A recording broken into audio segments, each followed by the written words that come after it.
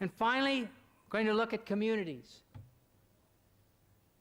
The Surah of the Cattle, Al-An'am 638, there is not an animal on the earth, nor a being that flies on two wings, but forms communities like you. Speaks about no animal on earth, not a being that flies, and then it says that every one of them is communities like you, and I assume that the Quran is speaking about we humans.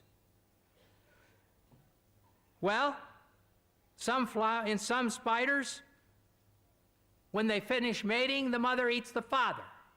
Well, I'm glad that my wife didn't eat me. Even in bees, the extra male drones are thrown out to die.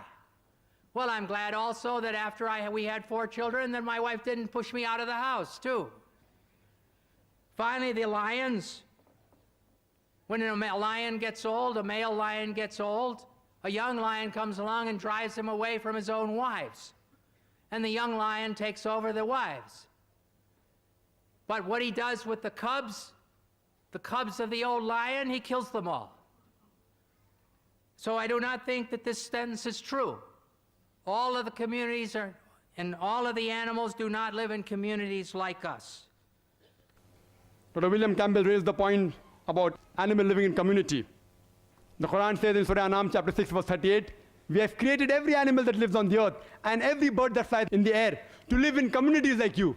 And Dr. William Campbell says that, the spider kills the mate and the father, etc. Do we kill? And the lion does that, an elephant does that. He's talking about the behavior. The Quran is not referring to behavior. If Dr. William Campbell cannot understand the Quran, that does not mean Quran is wrong. The Quran says they live in communities, talking about the animals and the birds live in groups, in societies, like the human beings. It's not talking about behavior.